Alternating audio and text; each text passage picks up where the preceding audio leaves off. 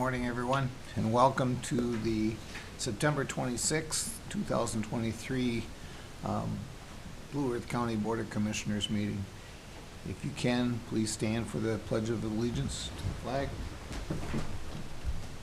I pledge allegiance to the flag of the United States of America and to the republic for which it stands, one nation, under God, indivisible, with liberty and justice for all. And we'll go to our agenda review. Move the agenda. Mr. Chair, there are no changes to the agenda this morning. Too quick. We got a motion Second. and a second. Any discussion? All in favor say aye. Aye. And opposed the same. It passes. All right. I guess we need to recess. I'll move to recess. Second. Any discussion? All in favor say aye. Aye. Opposed the same. Passes. All right. I will ask Nancy to come on up. And we have our EDA meeting. Mr. Chair, we'll first start with the agenda review for the EDA meeting. All right. And motion for the agenda. I'll second. Saying that kind of. Any discussion?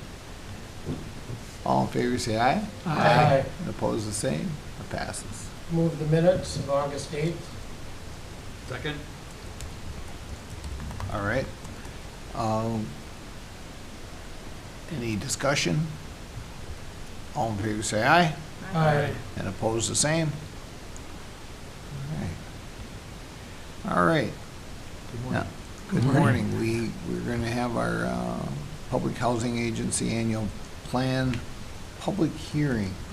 At this time, Nancy Bokelman, Associate Director of Housing and Economic Development, is here with us today.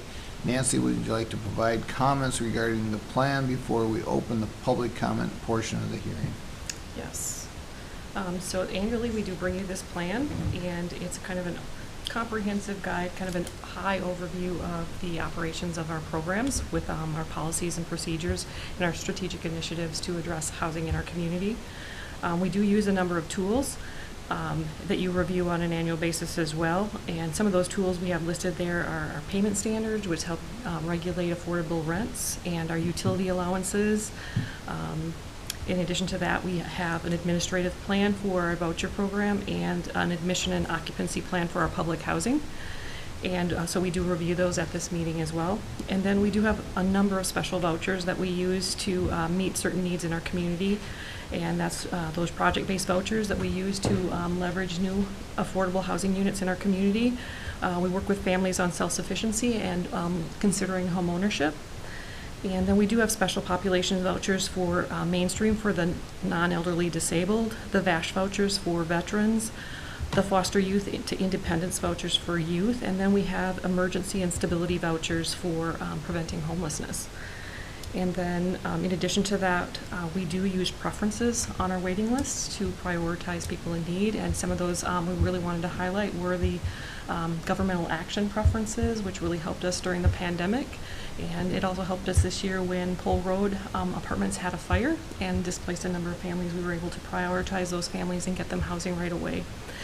And in addition to that, we've addressed homelessness using the move-up preference. So those people that are homeless in our community that get into emergency housing and transitional housing, rapid rehousing programs are able to transition to our Housing Choice Voucher program, opening up those other services for more homeless in our community. So those have been key pieces in our toolbox to address affordable housing. And the other thing I wanted to highlight too was our administrative plan and our occupancy and admission plan. And every year we do make some revisions to them. This year we haven't done a lot of revisions because HUD is in major changes in some regulations. They were hoping to have them out already. They started this process in 2016, and so they're now working on implementing them now first. And they're not quite ready. So we didn't do a lot of changes because we know in the next couple months we'll be bringing those documents back to you. But right now, we did update them to reflect some of the changes that would be part of our RAD and Section 18 conversion of our public housing, so it addresses some of the needs for that in the plan. It also covers our capital funds, and this year we did modernize 6 units, and so those are listed in our memo. And then we always provide you with our 5-year plan, which shows that we receive from HUD approximately $225,000 to $230,000 for modernization of our public housing units. So that's part of our plan as well. And then we just wanted to make sure that you understand that in addition to our Housing Choice Voucher and our public housing program, we really want to use this plan to address housing needs in our community, and that's where that housing affordable housing plan came into play. And some of the action steps we created in that plan are things that we wanted to address in this annual plan as well. So in our plan here, you can see, or the memo, you can see we try to go across that spectrum of housing needs in our community and identify the different areas that we've been working on. The first one there shows the addressing the need for homelessness, and we've done a lot with emphasizing providing housing stability and navigation services for the families that we work with, and that has really helped reduce the number of homeless people in our community. And this past year, actually the past 5 years, we've been really working on addressing more homeless issues, and we've increased the number of vouchers used by 33% for those who are homeless in the last 5 years. So that's a big step in making sure we have homes for everyone in our community. In addition to that, we did add 45 new vouchers for our community, and all 45 of those go towards addressing homeless needs in our community, whether they're disabled or veterans, youth. We're working on making sure that they have housing in our community, so those added to our voucher list.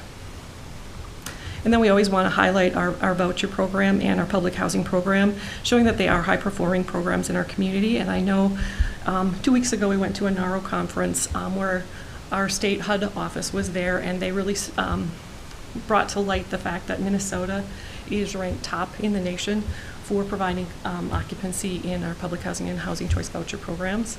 And so they probably put a really high standard on us as well. And so it really matches well with Blue Earth County and Mankato in wanting to be those high performers and making an impact in providing affordable housing. Additionally, we wanted to highlight the fact that we have 34 families that are working towards economic self-sufficiency and looking at home ownership. And right now it's about 39, but we want to get it up to about 75 with the staff that we have. And this past year we did provide housing, home ownership to 33 families. 1 family was on our Housing Choice Voucher program, and the others were on the Minnesota Cities Participation Program through Minnesota Housing. And we'd like to see that one get up to 50, but it is all dependent on our economy. We also leverage money from Minnesota Housing for an impact fund, which is a gap financing program, can provide up to $20,000 in down payment assistance for home buyers. And we also are working with the Southwest Minnesota Housing Partnership on the Partnership Community Land Trust. And so right now we have, we're working with trying to house 8 home buyers in the Community Land Trust. And with that, 3 of them would be where they acquired a home in our community, and we can help them with rehabbing that home. And then 5 of them would be new construction. So right now we're kind of working with them on seeing some of the first families work through that program. We do have the Community Block Grant funding through Mankato, and that does serve a number of different public service needs in our community, including providing affordable housing opportunities. And this past year they did leverage funding for Walnut Towers and the construction of Lewis Lofts. And then this year we also coordinated with different developers to put in applications to the state for the low-income housing tax credit. One of them was that project with Trellis that we brought to you for the shelter and housing piece. And then Tapestry has also come in and put in an application for another 60 units there. Another thing that we've talked about this year was the local affordable housing aid. And that is money coming to cities and counties, and that is something that we're wanting to look at building a housing trust fund. Housing trust fund is something HUD would like to see us do as well, so we'll be bringing you more information on the housing trust fund as well. And then we did really want to highlight some of the strong partnerships that we do have in our community. These are just a few of them that we work with on a very regular basis, and to do all the work that we do. And then just highlighting some of the things we do regularly: biweekly case conferencing, the Shelter and Supportive Housing Project. We're doing street outreach and navigation for the homeless. We provide housing stability services for those at risk to prevent eviction. We've used the ARP funding for housing, for shelter, for street outreach, weatherization, and rental assistance. We've expanded service to youth with the Foster Youth to Independence, and also using that local homeless aid to expand services for youth through the school district who are homeless. And we continue to expand home ownership and education and counseling. And again, I just wanted to highlight that Pole Road fire, and the work we did was to support some of those families. We were able to get them into other housing within 2 weeks, which was pretty amazing to know that we didn't have to keep them out of housing for very long. And then with our plan, we are required to go and get comments from our participants. So we did invite about 10% of our program, so around 60 to 80 families we invited to come and share input on our program services. And so some of the feedback we provided you there, it really reinforced the fact that we should continue to do our RAD Section 18 blend conversion with our public housing, giving more opportunities to tenants to find housing of their choice.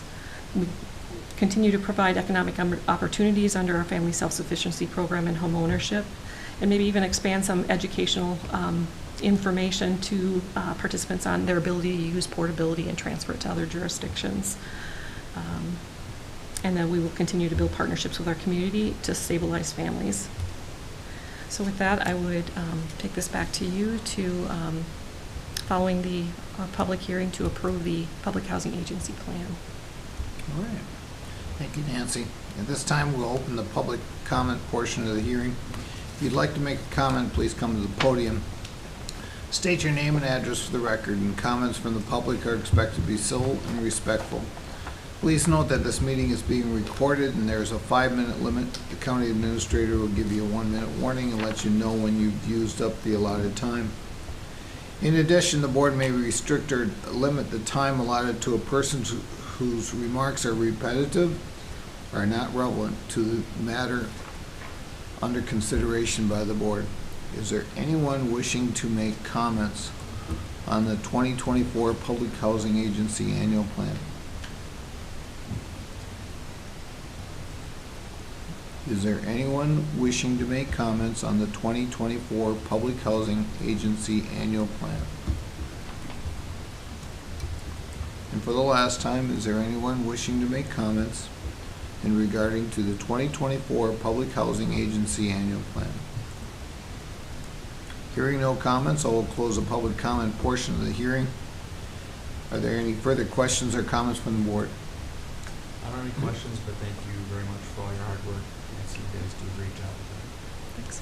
Did you introduce your that. Helper? compatriot here? This is Jim Taji, and he will be presenting information on some improvement projects that will be done in our public housing. Okay, thank you. I'll move approval if there's no questions. And I'll second that. Got a motion and a second. Any discussion? All in favor say aye. Aye. And opposed the same? It passes. That concludes the public hearing. Then we'll go to the capital improvement project for 305 Throndell. Go ahead. Mr. Chair, members of the board, the item before you today is consideration of bids on capital improvement project 11067, the renovation of 305 Trundle Street in Mapleton. The project was advertised for public bidding on August 11th. Bids were opened on September 1st. One contractor submitted bids, and all documentation was submitted within the allowable time, resulting in the bid conforming fully to the bidding requirements. Webb Construction Incorporated of Mankato submitted the apparent low bid in the amount of $137,925. The contract carries a substantial completion date of January 31st, 2024. Due to the single submitted bid, staff did reach out to the HUD Office of Procurement for an opinion on the awarding of a non-competitive bid. Because the project was publicly bid, with several contractors attending the pre-bid meeting on site in Mapleton, in addition to the single bid coming in well below the architect's estimate of $185,660, HUD did formally concur with staff with the ability to move forward with awarding this bid. Staff recommends awarding the bid in the amount of $137,925 to Webb Construction Incorporated of Mankato, Minnesota. This concludes staff's report. All right. Thank you very much. I'll move the resolution. Second. Got a motion and a second. Any discussion? Good bid. Yeah. All in favor, say aye. Aye. And opposed, the same. Passes. Now to 302 Lincoln Street. The item before you today is the feasibility report for the public housing unit located at 302 Lincoln Street in Mapleton. The property experienced a fire in June of 2023. Luckily, all occupants were able to make it out of the house safely. However, extensive damage was done to the kitchen as well as water and smoke damage throughout the unit. Staff was able to accommodate the tenant's move to another unit within our portfolio. Earlier this year, the executive director authorized staff to enter into a professional services agreement with Olson and Hobby Architects of Mankato to assist with creating a feasibility report, which is in front of you today, including a preliminary cost estimate. Work will include repairs and installation of interior finishes, an updated kitchen, bathroom improvements, interior doors, and exterior improvements including windows, deck replacement, landscaping, and roof repairs due to the fire. The total estimated cost of the improvements is $207,550. The architect has been working with our insurance consultant with respect to the damage claim, which they're only covering a portion of the damage. But with the RAD conversion ongoing right now, we've decided to take the unit down for modernization. So as of right now, the insurance is going to cover $74,650 in insurance proceeds, with the capital fund covering the rest of the cost of the improvements. Staff recommends the authority accept the feasibility report, order the improvement, authorize the executive director to prepare final plans and specifications, and instruct the executive director to advertise for bids in accordance with the requirement of law. This concludes staff's report. All right. I'll move approval of the recommendation. Second. Motion and a second. Any discussion? Mr. Chair, Yes. I just have a question that might lead into two. So if the bids come back favorably, how does that affect the insurance premium? It might not be a question you can answer. Sure, so the insurance, we have it separated out into essentially two line items. Okay. The stuff that the insurance will cover and the Okay. stuff that they don't. So the bids will be reflected and the Okay. insurance proceeds will be reflected. Okay. And then, was there a reason why it was only that much? I mean, is it? So essentially, we decided to take the unit down for modernization. So if there was carpet in the unit, They didn't pay insurance you will for any only of pay that? for carpet, which we're upgrading to a linoleum product. Okay. So, Okay. Thank you, sir. yep. Any more discussion? All in favor, say aye. Aye. And opposed, the same. Passes. So we can adjourn this meeting. Need a motion to adjourn So moved. Second. and a second. Any discussion? All in favor, say aye. And then we will start up with our county commissioner meeting, and we're going to be talking about homeless prevention aid agreement. Nancy. Yes, and with that agreement, you had reviewed that last month, and so we're bringing it back to you. So this again is the local homeless prevention aid that we are coordinating the funds with the school district and MVAC in a Homework Starts with Home type of a program to administer.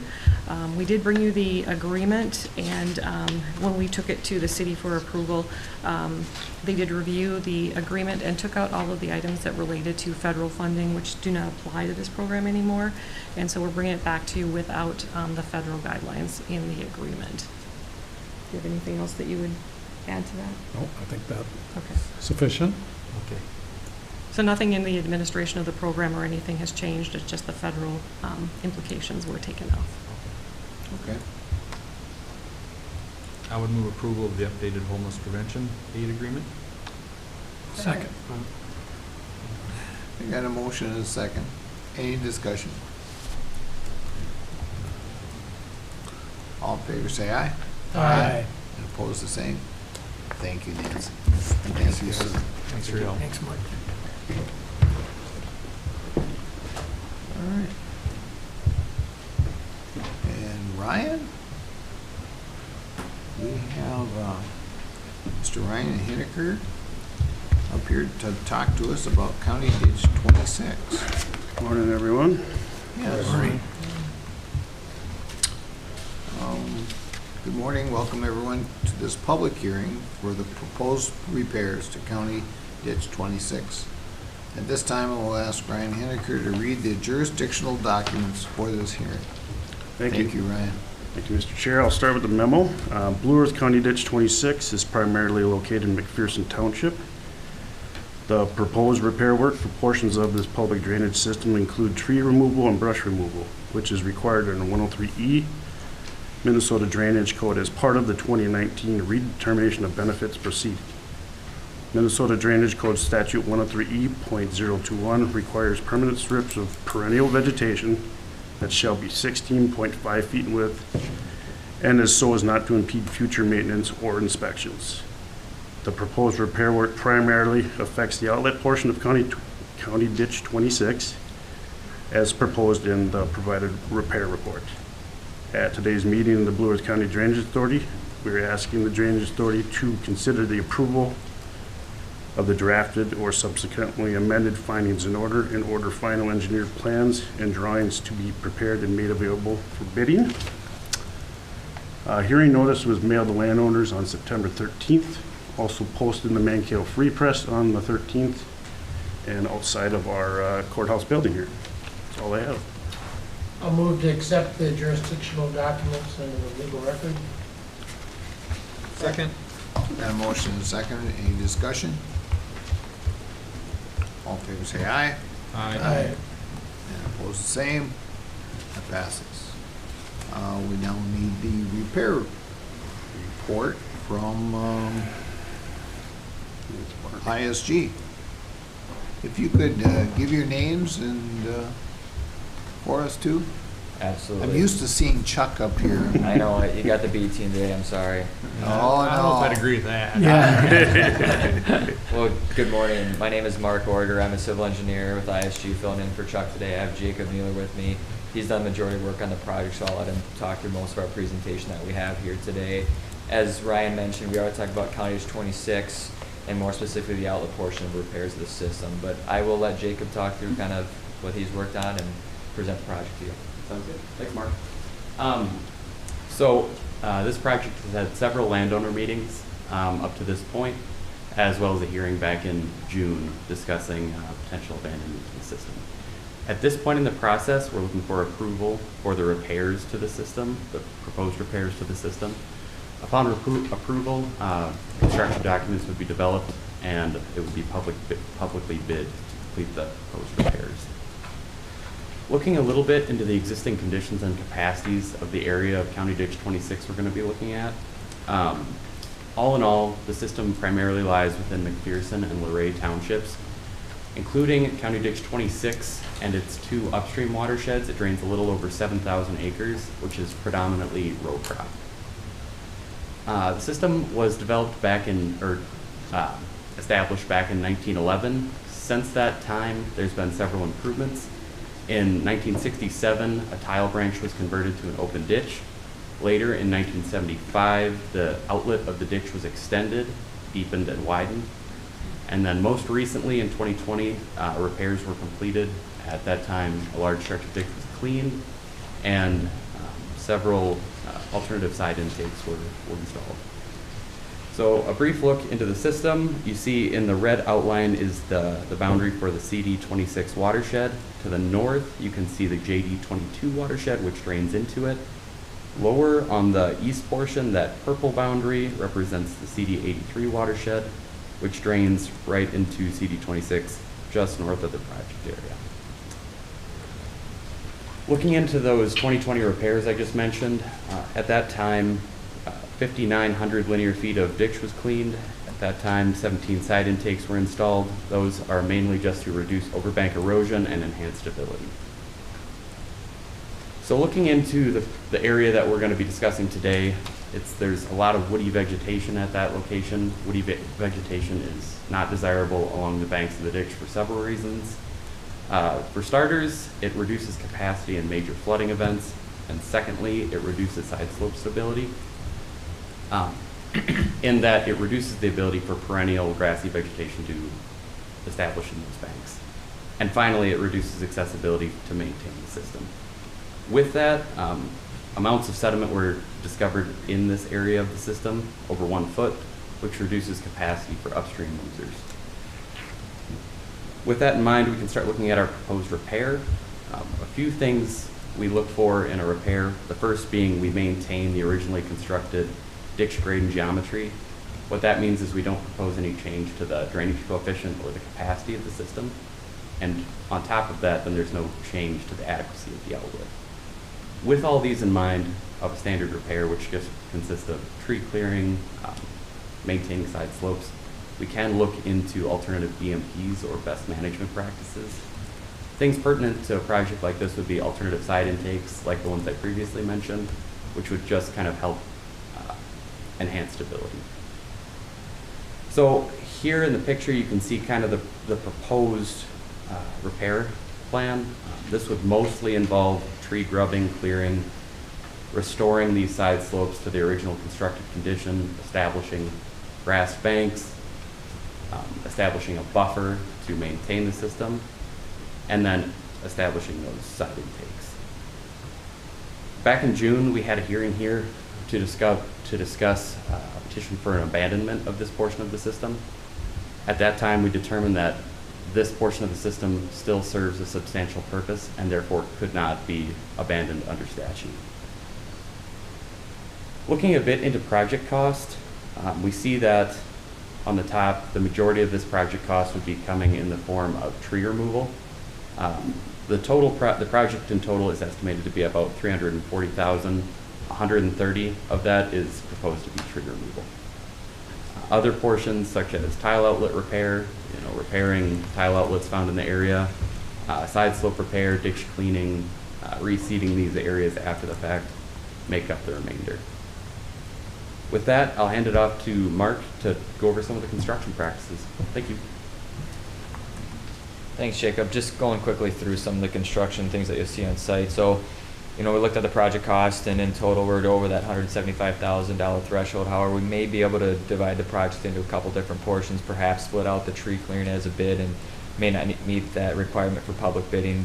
However, if we do go for the public bids, we do have a list of requirements that we need to meet just to have a good contractor on board. So that'd be list of subcontractors, the state responsible contractor form, list of equipment and project references, and then a bid bond. And so a couple examples of what it'll look like. So again, looking at that statutory requirement of that buffer law, so what we would do is put in that 6.5-foot buffer and just clean the trees along that buffer strip for access. Reseed those areas with a native perennial vegetation and allow access for future maintenance along that corridor. Jacob talked about the open ditch cleaning. So again, we're looking at cleaning sediment deposits. In areas we may need to reshape some of the slides that have come off those ditch banks, but if not, we're just going to try to focus on dipping out the bottom to keep those banks on the side slopes stable. And then again, if we find any tile outlets that come in, we will pull those out, replace them, and put in a new pipe on the outlet into the open ditch and put riprap around it just so that it's protected. If there's areas that we find where there's going to be washouts that need to be fixed, again, we've got a lot of canopy cover with the trees right there now. There might be some gully erosions coming into the open channel. We'll put in one of these alternative site intakes that kind of reshapes that bank, and then we use this inlet device shown on the right here to capture that overland flow, drop it in a conveyed method into the bottom of the open channel. Just helps with the extra bank stability. And then this is just kind of a diagram showing what that would look like. Again, trying to capture some of that surface flow coming in the open channel. We talked about the damages a little bit. We do have that 6.5-foot buffer strip easement. If there's any damages outside that, we'll look at temporary damages just for construction access and clearing and grubbing and pulling things out of there. So that's kind of what we have for you today. We looked at the need for repair with some of the sediment deposits, the trees that are blocking some of the flow, and obviously in the buffer area. Looking at cost-effective projects, and we do recommend approval for this. And then the next phase would be to put together plans and specs for bidding either a whole lump sum practice or project, or maybe just doing the trees first and then come back and evaluate what needs to be in the second bidding phase. So with that, you can take any questions from the board. Any questions? I don't have any questions. Good report. Thank you very much. Thank you. At this time, we'll open the public comment portion of the hearing. If you'd like to make a comment, please come to the podium. State your name and address for the record. Comments from the public are expected to be civil and respectful. Please note that this meeting is being recorded and there's a 5-minute time limit. County administrator will give you 1-minute warning, let you know when you've used your allotted time. In addition, the board may restrict or limit the time allotted to a person whose remarks are repetitive or not relative to the matter under consideration by the board. Is there anyone wishing to make comments on County Ditch 26? Anyone wishing to make comments on County Ditch 26? And for the last time, is there anyone wishing to make comments on County Ditch 26? I will close the public comment portion and bring this back to the board. I'll move approval of the staff recommendation. Second. Got a motion and a second to accept the drafted findings of order and approving the provided engineering repair report, ordering the engineer to prepare for the necessary detailed plans and documents for the bidding of this repair. Is there any other discussion? Yes.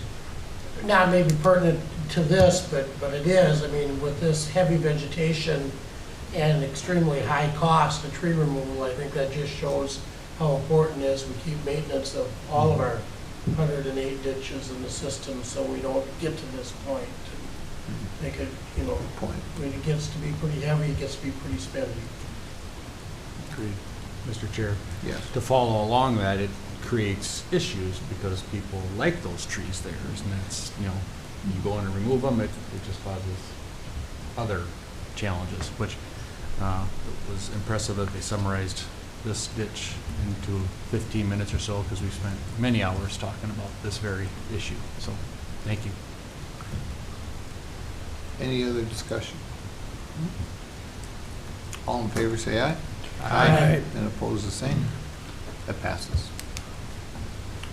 All right. We will now go to County Ditch 1 bid award. Thank you, Mr. Chair. Quick bid award memo here. As part of the approved repair report from July 11th, 2023, repair hearing for County Ditch 1, public bidding for these repairs was made available. On September 11th, 2023, 8 contractors submitted bids for the repair work. Leland Drainage and Excavating submitted the lowest base bid of $207,465, with an engineer's estimate calculated at $238,068.85. ISG and Blue Earth County have worked with Leland Drainage and Excavating on past projects with a similar scope of work with very positive results. ISG recommends awarding the project to Leland Drainage and Excavating. Today we are requesting the Drainage Authority to award the bid repair to Leland Drainage and Excavating in the amount of $207,465 for the approved repairs for County Ditch 1. So moved. Second. Got a motion and a second. Any discussion? All in favor say aye. Aye. Opposed the same. That passes. Go ahead, Ryan. All right, my final item for you is change order for County Ditch 35. Construction work for the approved improvements and repairs for portions of County Ditch 35 have begun. As part of the repair work for portions of County Ditch 35 Lateral B, the originally approved construction plans and bid tabulations called for the installation of a new 12-inch line for Lateral B. The awarded contractor for bid package number 2, Bornicke Construction, has installed portions of the new 12-inch tile line, including a new boring under Minnesota Highway 22. While the contractor was doing tile investigation on the east side of Highway 22, the original Lateral B was discovered with a size of 14-inch and 16-inch concrete tile. Construction has been stopped on lateral B since the discovery of incorrect tile sizes. The proposed change order will allow the contractor to install the correct tile sizes and boring. As part of the change order for this lateral B, ISG engineers have included a memo to go along with the change order. The attached memo gives a background of the specifics of this current lateral B sizing situation and explains their agreement to remedy the situation from both the construction aspect as well as the financial aspect. Today, we request the Drainage Authority approve the submitted change order, correcting the tile size. We are also asking for the consideration of the approval for the proposed ISG memo agreement, which is included. So is that two different? There would be two separate actions there, sir. Two separate Yes. actions.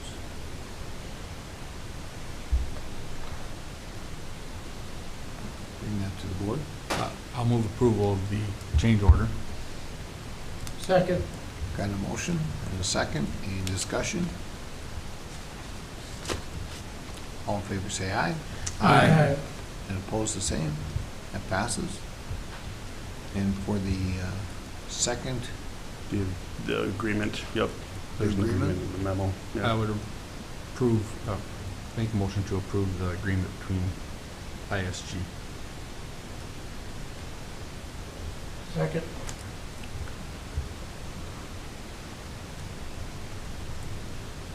could you read what that agreement would be?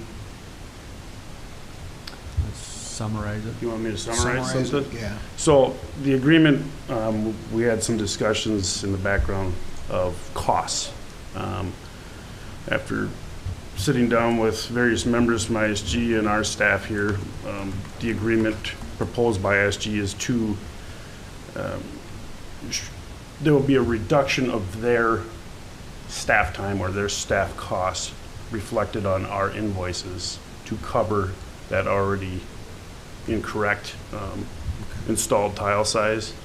That was an agreement made between Blue Earth County staff and ISG to cover that whole $82,000 some dollar Okay. cost.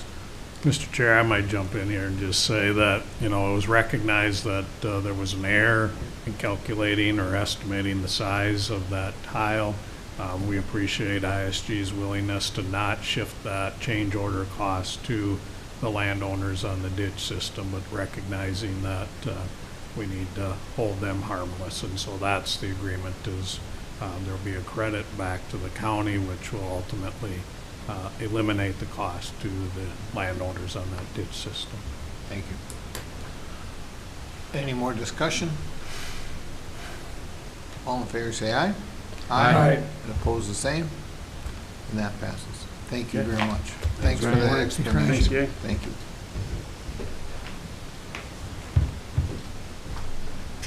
And now we got planning and zoning.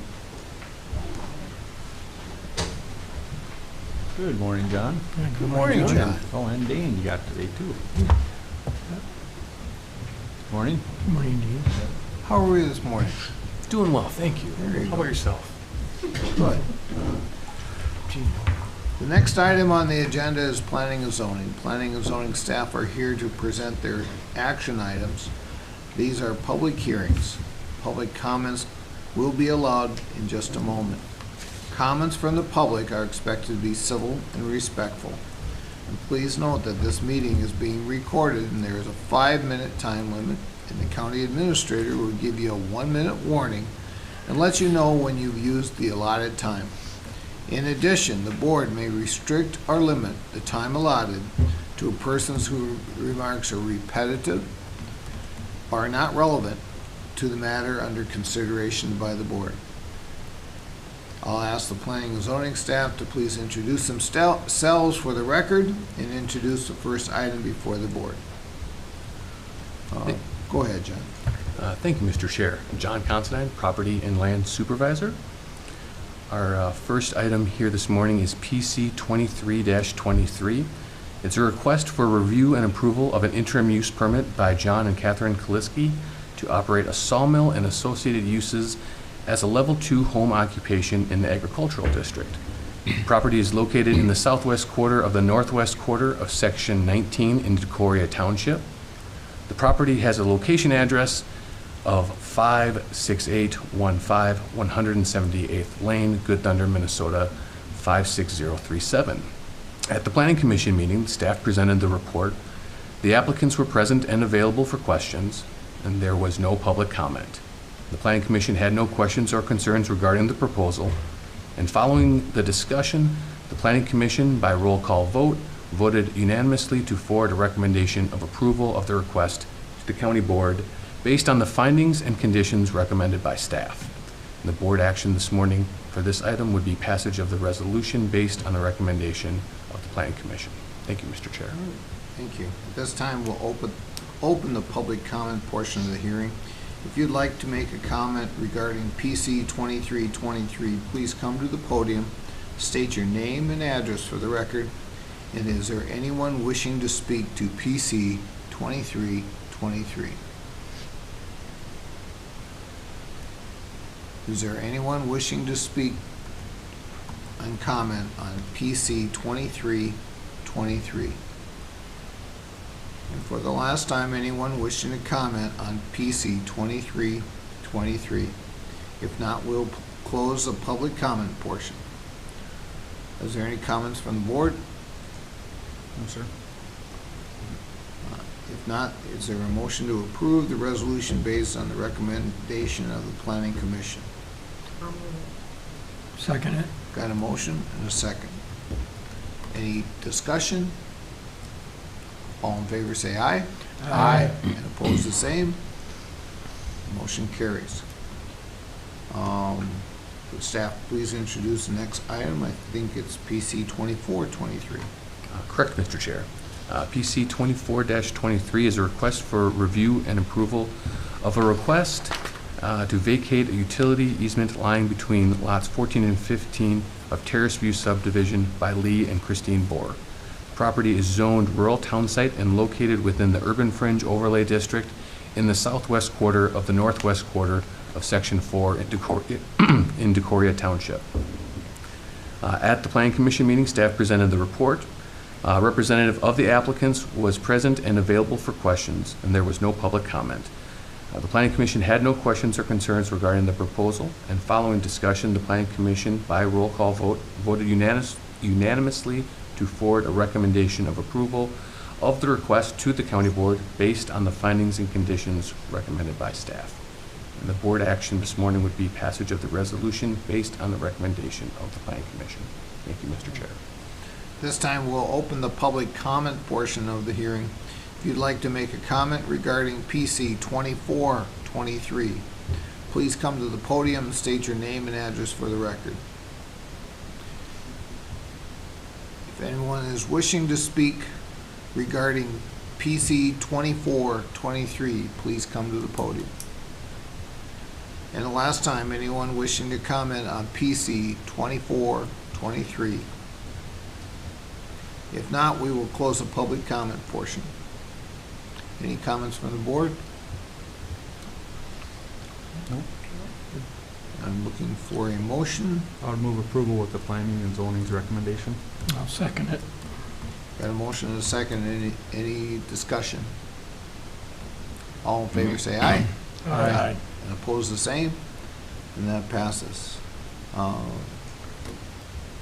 next is PC 2623. Thank you, Mr. Chair. PC 26-23 is a request for review and approval by Blue Earth County of an interim ordinance to prohibit the operation of cannabis businesses within Blue Earth County. The interim ordinance establishes a moratorium prohibiting the establishment of a business operating under the State of Minnesota Statute Chapter 63 until January 1, 2025. The moratorium will allow the county to study adoption of reasonable restrictions on the time, place, and manner of operation of a cannabis business in order to protect the planning process and the health, safety, and welfare of its citizens. At the Planning Commission meeting, staff presented the report. Planning Commission members asked for clarification on the need for the study. Staff stated The moratorium will allow flexibility to make changes to the ordinance based on the outcome of the upcoming legislative session. Some of the existing language in the law is somewhat ambiguous regarding how the cooperation between municipalities and counties work. The Planning Commission members further discussed the role of the Office of Cannabis Management, or OCM, and how they will work with local jurisdictions. Staff relayed that the current understanding of the legislation would direct counties to make cannabis sales a permitted use with standards that would still need to be developed. There was no public comment at the PC meeting, and following discussion, the Planning Commission, by roll call vote, voted unanimously to forward a recommendation of approval of the request to the county board based on the findings recommended by staff. And the board action this morning for this item would be passage of the resolution based on the recommendation of the Planning Commission. Thank you, Mr. Chair. All right. At this time, we'll open the public comment portion of the hearing. If you'd like to make a comment regarding PC 2623, please come to the podium, state your name and address for the record. If there's anyone wishing to speak to PC 2623, please come to the podium. And for the last time, anyone wishing to comment on PC 2623, please come to the podium, state your name and address for the record. If not, we will close the public comment portion. Any comments from the board? Nope. And I will ask for a motion. I'll move approval of the recommendations of the Planning Commission. I'll second it. Got a motion and a second. Any discussion? I think it was summarized in the minutes, but we had quite a bit of discussion at the planning and zoning meeting about the why and why nots. But at this point, staff is confident that we need to do this, and I think we did too as a planning commission, just to wait till things are squared away. In light of whatever legislation, I think it did a good job to try to decipher through it all, and then we'll see how it, new world out there. All right. Any more discussion? All in favor say aye. Aye. And opposed the same. And that passes. 2723. Good morning, Commissioners. I'll introduce myself for the record. Dane Lynch, Property Environmental Resources Wetland Specialist. And today, PC 27-23 is a request for Brian and Ashley Lindy. They're requesting approval of an after-the-fact interim use permit to allow for the placement of fill in excess of 50 cubic yards in the shoreland area of Minneopa Creek. Approximate fill amounts placed on the site will be 800 cubic yards. The site is located within the shoreland area of Minneopa Creek, a tributary stream as classified by the Minnesota Department of Natural Resources. The property is zoned as conservation, and the project address is 20112 523rd Avenue, Lake Crystal, Minnesota. At the Planning Commission meeting, staff presented the report. The applicants were present and available for questions. There was no public comment. The Planning Commission had no questions or concerns regarding the proposal. Following the discussion, the Planning Commission, by a roll call vote, voted unanimously to forward a recommendation of approval of the request to the county board based on the findings and conditions recommended by staff. Board action for the request today is passage of the resolution based on the recommendations of the Planning Commission. Thank you, Mr. Chair. All right. This time we'll open the public comment portion of the hearing. If you'd like to make a comment regarding PC 2723, please come to the podium, state your name and address for the record. Is there anyone wishing to speak to PC 2723? Is there anyone wishing to speak to PC 2723? And for the last time, anyone wishing to comment on PC 2723? If not, we'll close the public comment portion. Are there any comments from the board? Explain the after-the-fact interim use. So these applicants started this project without a permit. So within the shoreline impact zone and shoreland area of Minneopa Creek, it's highly regulated on the amount of fill placed in the area. The Property and Environmental Resources Department discovered the fill and made contact with the applicant and the contractor to stop the work. And at that time, we have been going through the permitting process now to rectify the situation after the fact. Okay. All right. So I'm asking for a motion from the board. So moved. Second. I got a motion and a second. Any comments? All in favor, say aye. Aye. And opposed, the same. Thank you very much. Thank you. And this concludes the planning and zoning items. What are we doing? Would you like to have a break? No, okay, never mind. We talked about one other item at planning and zoning, but I must have done. All right, then we will jump to our one watershed, one plan. Scott? Good morning. Scott Salisbury, Property Environmental Resources. The first item that we have on the agenda is the adoption of the Le Sueur River Comprehensive Water Management Plan. And the plan itself will replace the portion of the county water management plan for the Le Sueur watershed in Blue Earth County. A partnership was created back in 2020 to adopt and implement the watershed management plan. It was really a collaboration between the Blue Earth County, Faribault, Freeborn, and Waseca County, as well as the SWCDs in those counties. The plan itself was coordinated by ISG and also involved MSU Mankato, the Water Resources Center, and the Freshwater Society for the public input. Public input really included online surveys as well as two public meetings. There was a steering committee and a technical advisory committee as well as a staff committee. The plan itself had a 60-day public review back in December of 2022.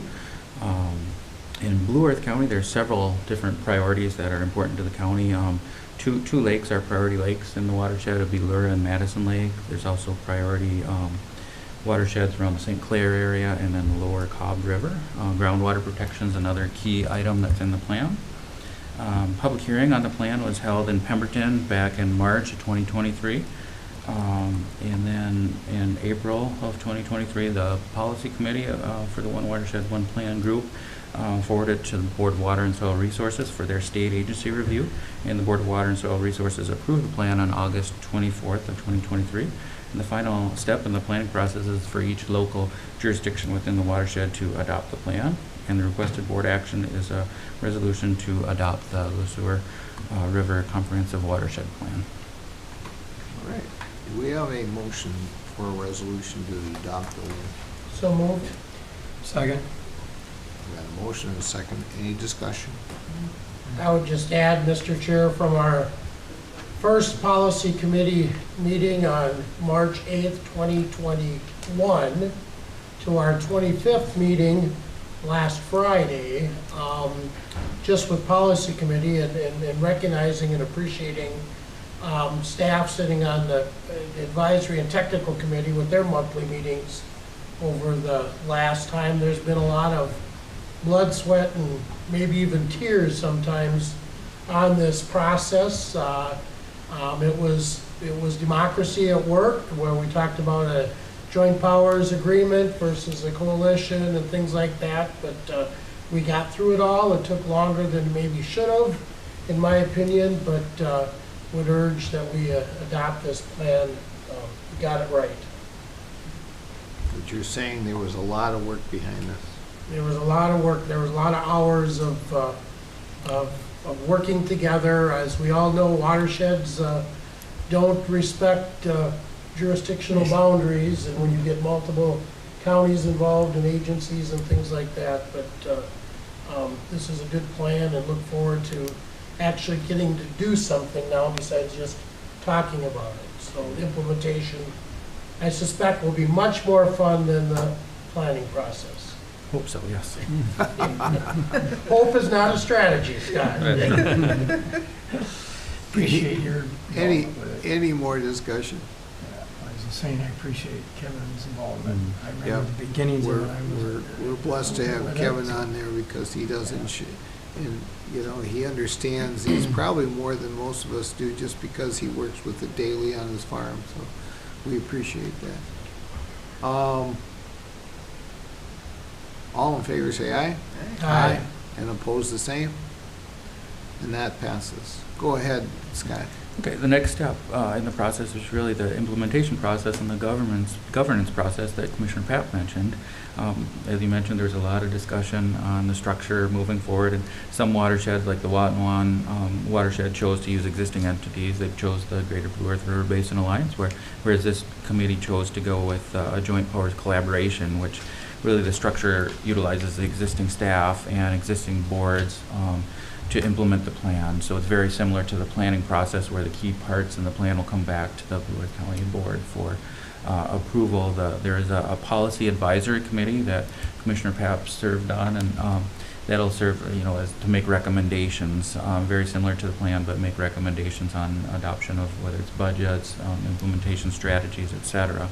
So under that agreement, each governing board will have the power to vote to approve things like bylaws, amendments to the agreement, the actual budgets, the fiscal agent sub-agreement, as well as amendments to the plan. And there'll be one member from each governing board that will be on that policy advisory committee.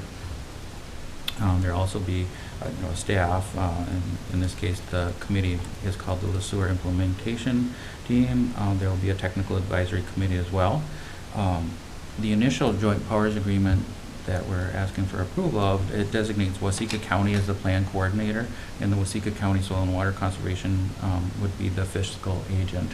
So the two items that we have before you would be the joint powers agreement and the policy advisory committee bylaws for the LeSueur River collaboration agreement. And both of those are attached. Right. Can we vote on those two together, or do they need to be separate? I believe you could do that in one motion, Mr. Chair. I will make that motion. I'll second it. Got a motion and a second. Any discussion? I think Kevin stated it very well with the last one, that there's already been a lot of time spent on this. And I would just add that the policy committee recommended, because we've got 4 counties involved, 8 different agencies, that instead of bringing you something 1 month and then coming back, with the bylaws, that we wait till all 3 documents are ready and all 3 could go before those boards. I believe we're the last of the 8 to approve it, so with our approval, it's kind of green light.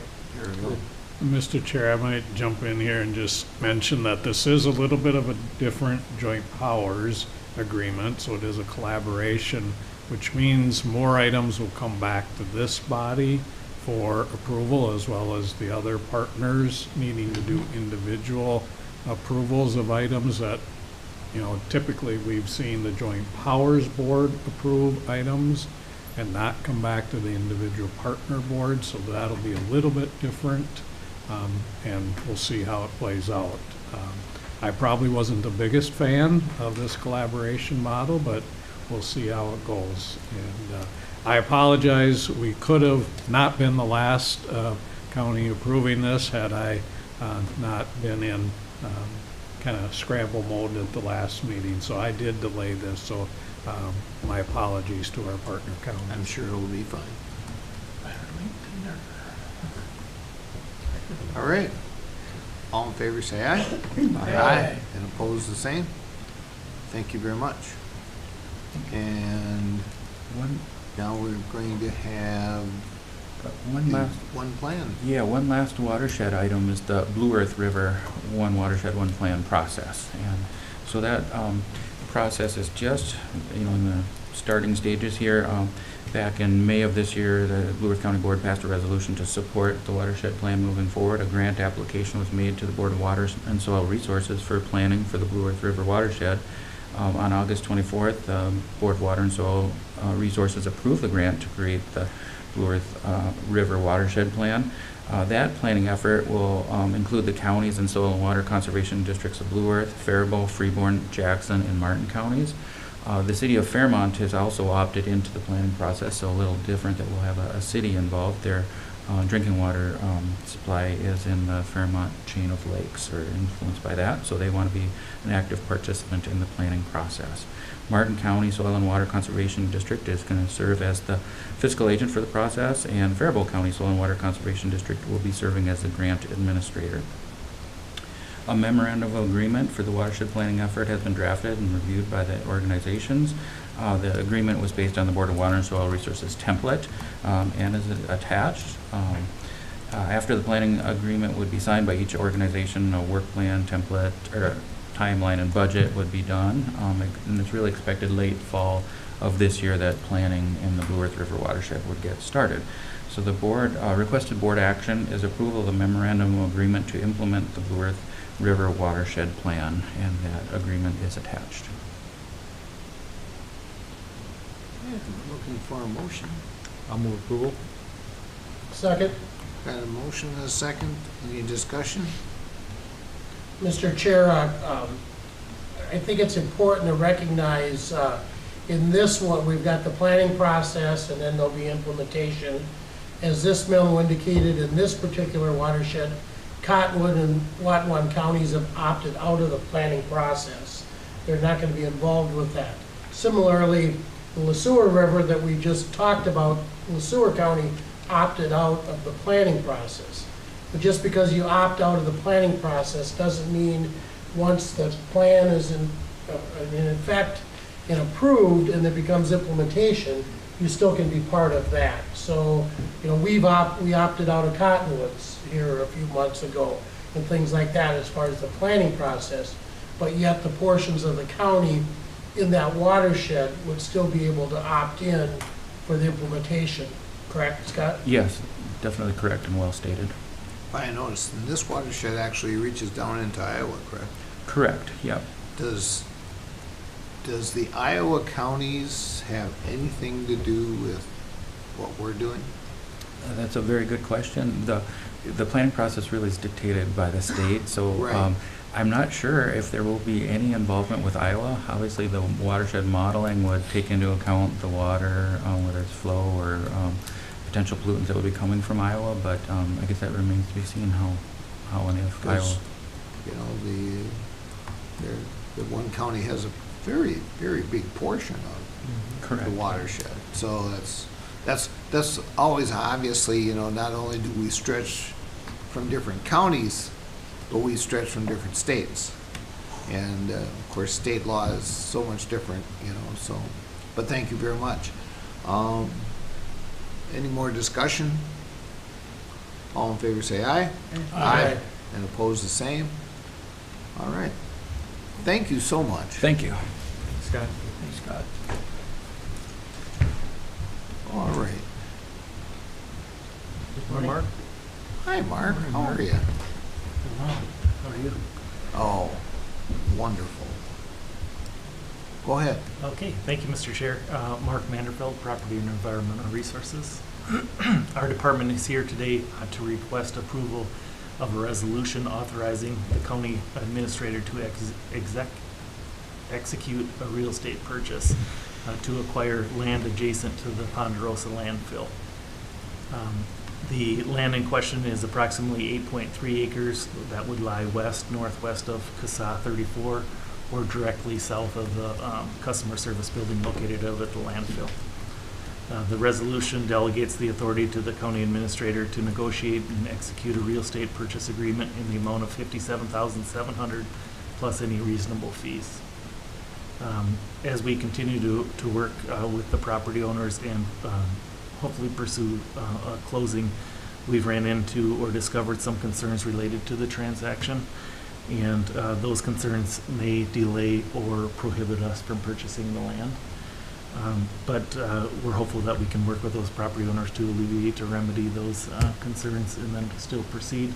The purchase agreement is in effect through the end of the year, which allows us some time. But originally we had proposed a closing date of later this week because the landowners go south for the winter. So to be determined if we can remedy those concerns and then actually move forward with the closing here, but we'll work with county administrator in that regard. So the requested action again would be to approve the resolution and grant Bob the authority here to proceed. I'll move approval. Second. Got a motion and a second. Any discussion? We talked about this somewhere along the line, planning or The work session or last work something, so session. we've talked about it. I think this would be a good piece of property to have next to the landfill. Well, it's just just feels right to have it there, and I think that's a good resolution. I know I've talked to the administration about the issues, and I'm sure something can be worked on. Any other discussion? All in favor, say aye. Aye. And opposed, the same. That passes. Thank you very much. Thank you, and have a good day. All right. Sheriff Worsel. Morning, Sheriff. Good morning, Sheriff.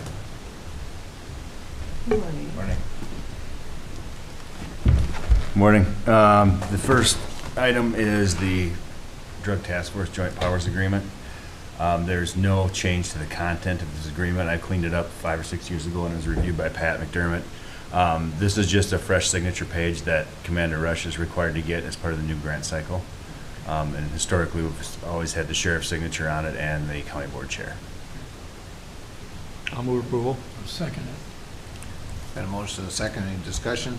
It's just a great program. And second. Something that you know of very well. Yeah. Correct. Yeah. All in favor, say aye. Aye. And opposed, the same. That passes. Go ahead. Okay, the second, Mr. Chair, is the fiduciary agreement. Years ago, task forces could collaborate together and seize federal assets, and that could be used by the task force. The federal government, for some reason, changed that law a few years ago, and one of the agencies within the task force has to take over as the fiduciary holder of any money seized. So technically, any money seized by the task force, even if it's in a different county, is held by Blue Earth County. And the agreement just needs to be updated per the federal government. And that, again, sheriff's signature, county board signature. I'll move it. Second. Got a motion and a second. Any discussion? All in favor, say aye. Aye. Opposed, the same. Thank you very much. Thank you. And if Jesse could send those to Chad when they're done, that way I We'll won't. get her taken care of. Thank you. Thank you, sir. See you at lunch. Good day. All right. Bill's got to be done in 2 minutes, too. Yeah, Phil. Come on up, Phil. Contest. Yeah, we'll keep you the same time limit that the sheriff was on. That's right. Morning, Phil. Morning. Good morning, all. Good to Go see right you. ahead. Thank you, Mr. Chair, Commissioners. Some action items. To start with, Mental Health Center being the first section with 2 items. Genoa is an organization that actually runs our pharmacy, but they also do third-party employer. And in psychiatric care, that's, kind of a tough arena to be in, especially in our workforce as it is now. So we're looking to use them more fully, and this particular timing of this one is that we have had 1 resignation of a advanced practice nurse, and we have a pending retirement as well with a contracted employee. So we would like to enter into an agreement with Genoa and pursue candidates. We don't have anyone picked out at this point.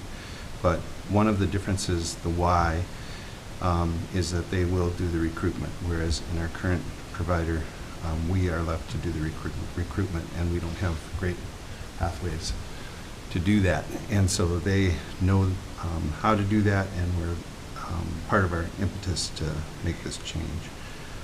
Their psychiatric services are $250 an hour. Advanced practice nurse, Dotler, I wish, $140 an hour.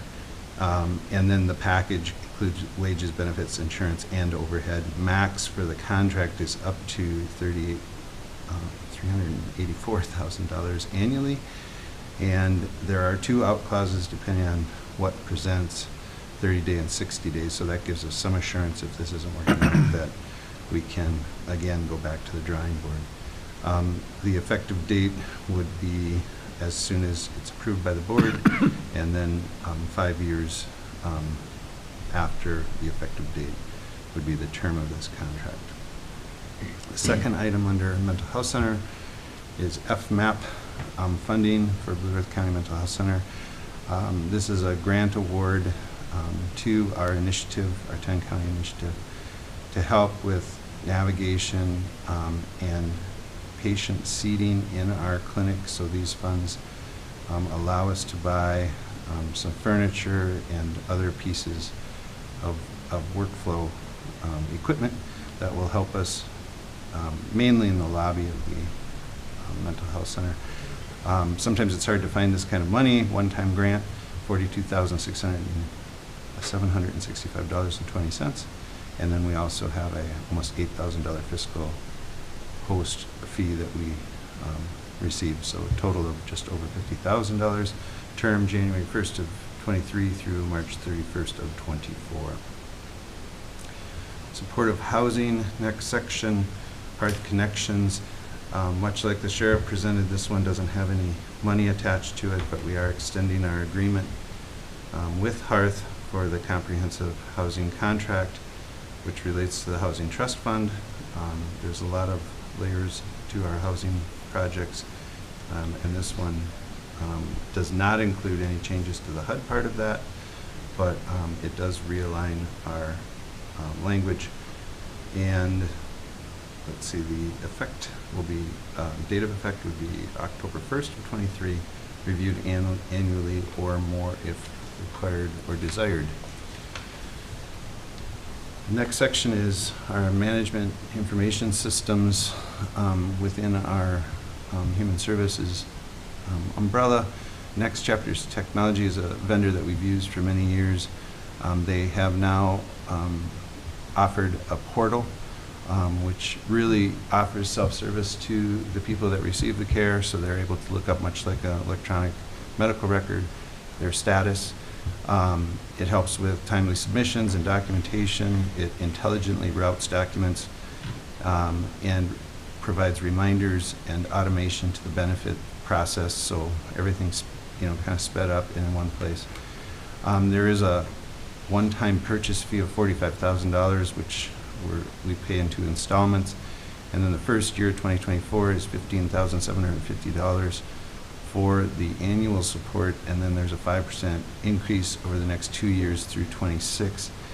We do have unwinding grant funds from DHS, so we can use those funds to pay for those 2 pieces. The ongoing costs, I think it does say that, but goes to our budget into the future. But some of those initial heavier costs can be covered by this grant. Term is September 15th of 23 and automatically renewing each year. A couple of items under public health emergency preparedness, also known as FEP. And this is a renewal grant in order to maintain our operations to respond to public health emergencies are part of a public health emergency response. We build capacity and readiness for our staff and network with the community and helps support our ongoing programming into the future. Current grant is $40,110, which represents less than a 1% decrease from last year's funding. Term July 1st of 23 through June 30th of 24.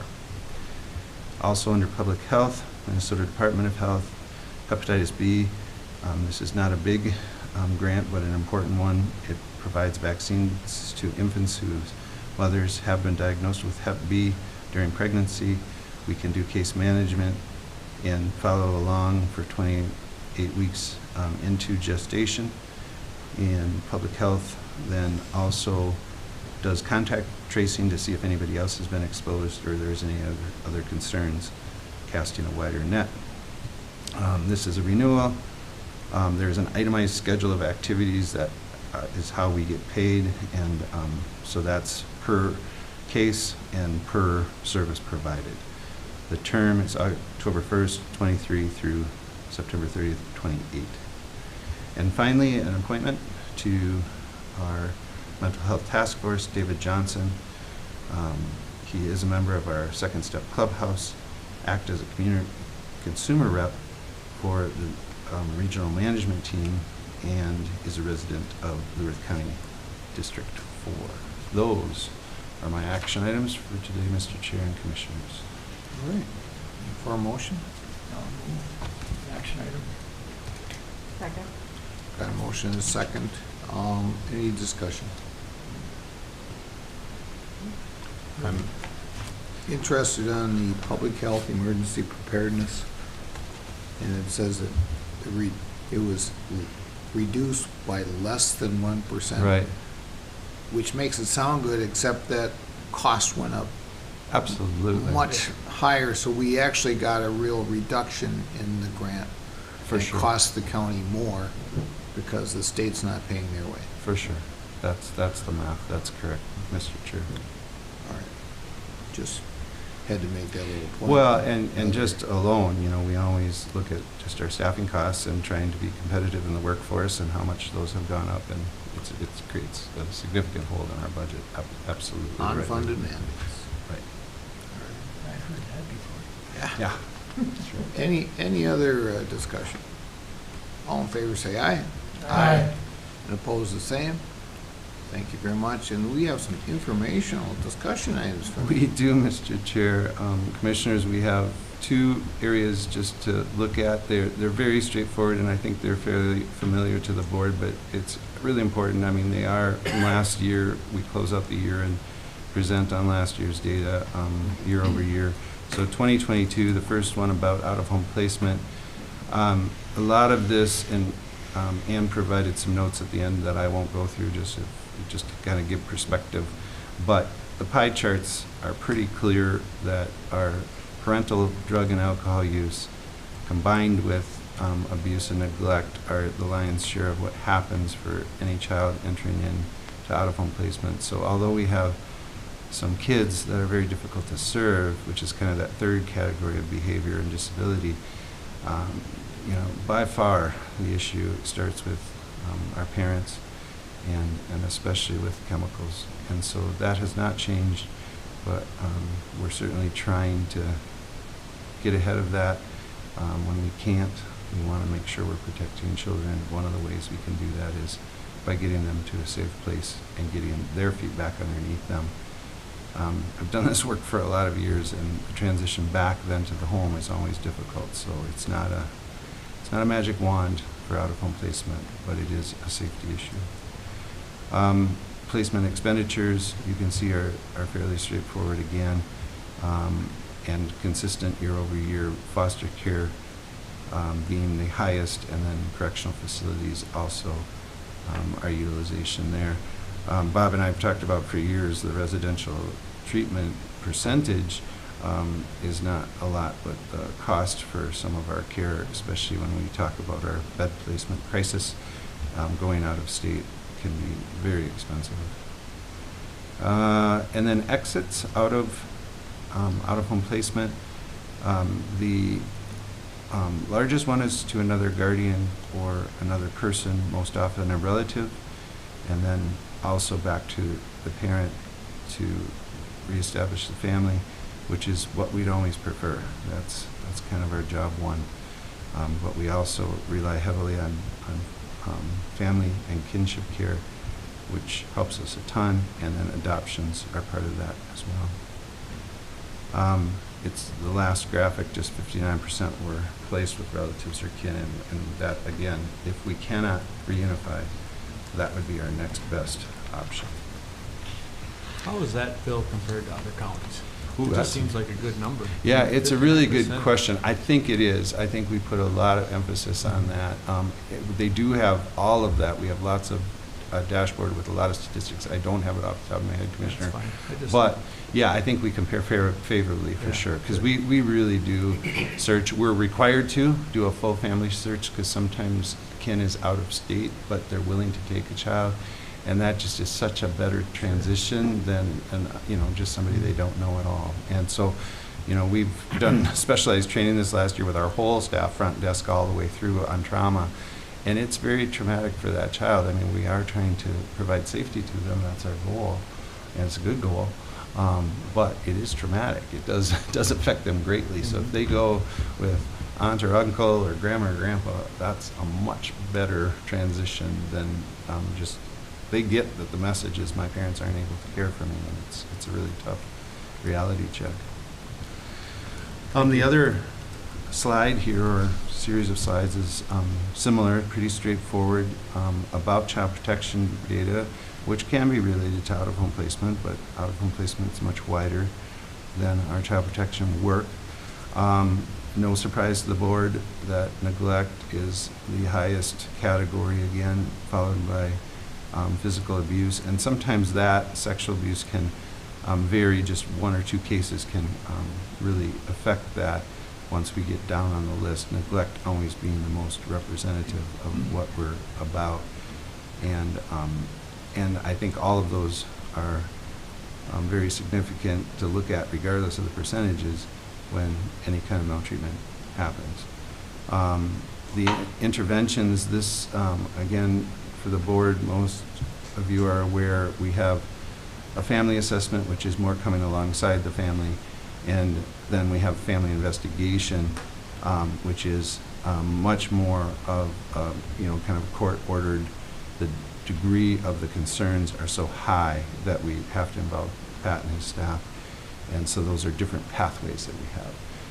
Most often we try to come alongside families using family assessment, but any time that the circumstance, or once we get into the case, we realize we really need more leverage and more of a court-ordered plan, that's when we go family investigation. And we can flip back and forth between those two strategies. The facility investigation, state, there's a whole spreadsheet that Ann gave me that when we are doing the investigation versus when the state does. So some facilities are investigated if there's a maltreatment report by the state, and then some are investigated by us. But it is something you kind of have to look at, which I can certainly share with the board about when do we get involved in our primary and when are we secondary. Even when we're primary, we still share it with the state, but we have some of that responsibility, which is represented by the 7 number in this graphic. And then finally, 98% of all child victims were seen by child protective staff within the required timelines. If it's a family assessment, we have 120 hours to make the contact. If it's more immediate and concerning, 24 hours. And we've hit that mark pretty well. I do feel like, just to support the staff, that there's times where we cannot find the family, and so the 2% is really that also. There's no kind of, quote, excuses. You just have to go try, and there's times where we can't find them. And so I think, it's closer to 100% effort and 98% success. So not a bad number, right? Not bad. That's really all I had for you all today. Thank you for a chance to share it with me. All right. Well, thank you very much. Nice job yesterday. Thank you. Thanks Yeah, for that- coming. it Those of you sounded over there. really good yesterday. That meant Thank a lot to us and staff. It's such a collaborative effort. And so certainly the sheriff being there, Pat being so much a part of what we're doing, and then the county board for many years now being very supportive of the Yellow Line. So thank you for that. We appreciate that. Yeah. My apologies to the Rural Minnesota Energy Board yesterday as well. I appreciate that, Commissioner, and I think the nice thing about yesterday that I'll always wish everyone could be there is that it was such a picture of our community, and you're a big part of that. But we do have round 2 coming at AMC, so I hope that we can see you there, Commissioner Pat. There we go. Well, thank you all. Have a good day. Thank you very much. And I believe we got minutes next. That's correct, Mr. Chair. The county board minutes for September 12th. Move approval? Second. Got a motion and a second. Any discussion? All in favor, say aye. Aye. Opposed, the same. And that passes. Next are the bills for the 2 weeks indicated. I'll move the bills. Second? Got a motion and a second. Any discussion? All in favor, say aye. Aye. And opposed, the same. It passes. Mr. Human Chair and Resources. Commissioners, item number 16 in your packet is the Human Resources Department agenda. Just to have informational items for the board today. We did have a resignation of an eligibility specialist in our Human Services Department, so we've initiated recruitment to refill that position. We also had a resignation of a probation officer 1, and then also a resignation of a probation officer 2 in our Community Corrections Department, and so we've initiated recruitment to refill both of those positions. We have employed a new probation officer 1, so that individual started yesterday. And then we've also filled the Human Service Supervisor in Public Health Programs and Planning, and that individual also started yesterday. Then we had a resignation of a 911 telecommunicator in our Sheriff's Department and initiated recruitment to refill that position. And excuse me, and then lastly, we had a resignation of a social worker and choices assessor in our Human Services Department and initiated recruitment to refill that position. I'd be happy to answer any questions the board might have on any of those human resource items. Go ahead. All right. Item number 17 in your packet is a memo requesting authorization to designate depositories. We have received notification from a payee that we're eligible for a dividend payment. Now, don't get excited, it's for $5. So here we are, having to do some work to get $5. But we've historically received that dividend payment through a check, but the payee is indicating that they want to do electronic transfer, which we certainly support, and so they need a formal designation from the board allowing us to receive those funds. So we're recommending authorizing our finance director to conduct these financial transactions on behalf of the county. So moved. Second. Got a motion and a second. Any discussion? All in favor, say aye. Aye. And opposed, the same. Passes. Thank you. In your packet at tab 18 is a resolution that's required by Minnesota statute certifying the proposed 2024 property tax levy. Blue Earth County staff began working on the budget in April of this year. We had meetings with department heads that were held in June, and work sessions with the commissioners occurred throughout the summer, resulting in a proposed levy of $45,128,137.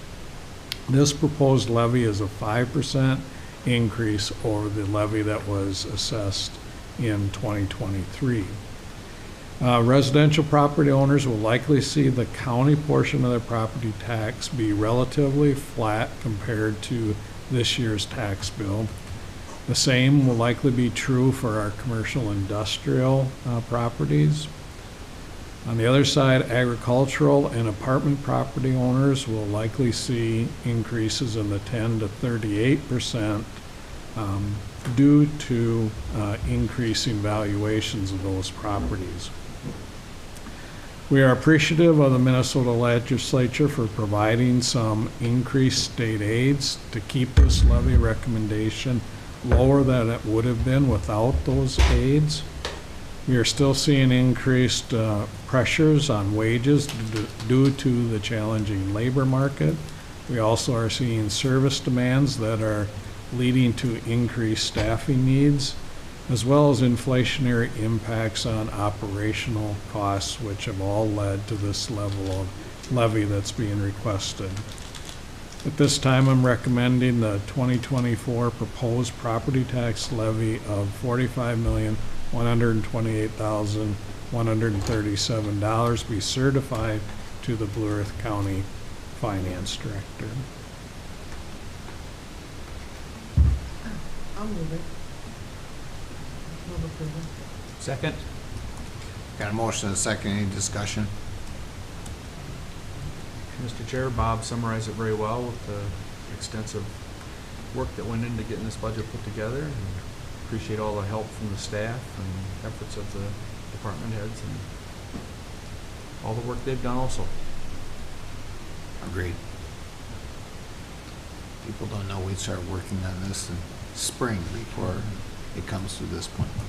Yeah, Lot of- that's all we do is work on it. A lot of time and energy has been put into it. All in favor, say aye. Aye. And opposed, the same, and that passes. Now we get to our proposed budget. That's correct, Mr. Chair. Item number 19 in the packet is the 2024 proposed budget. Minnesota Statute 375A.06 requires the county administrator to prepare and submit an annual budget and long-range capital expenditure program to the county board. As I mentioned previously, staff have been working on the proposed budget since April of this year, and it has been reviewed numerous times in work sessions with the county board. As such, I'm recommending approval of a resolution regarding the 2024 proposed budget, which projects expenditures at $125,871,018.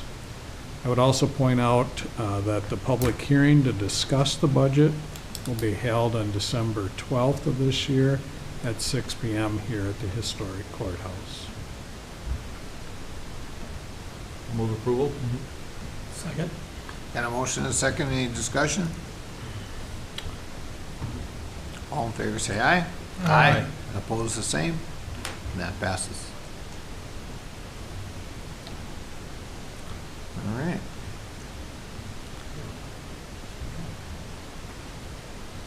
And it looks like that was the end of it. That's all I have for you, Mr. Chair. All right, we will move to our commissioner reports. Mark, can you get us started today? Good. 12th, Micah meeting, and talked about membership and where we're at. And then September 19th, did have airport commission, dealing with, getting a tower and everything finally.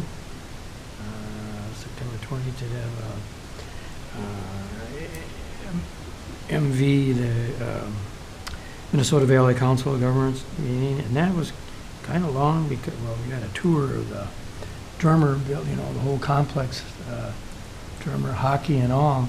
I mean, it's quite nice. And then we did get into the Personal Leave Act that was passed, and let's just say that's a little challenging for the local governments, and same with the county. Yeah, anyway, I'll leave it at that. It was quite an extensive conversation. Then September 22nd did have All Seasons Arena meeting in the morning, and then on the 25th I did have a yellow vine project, on the 25th. And that covers mine, Mr. Chair. Go ahead, Kip. I actually had a pretty light last couple weeks, so what I had for committee meetings was my MVAC meeting, and we had a good turnout. Everything's going really well up there.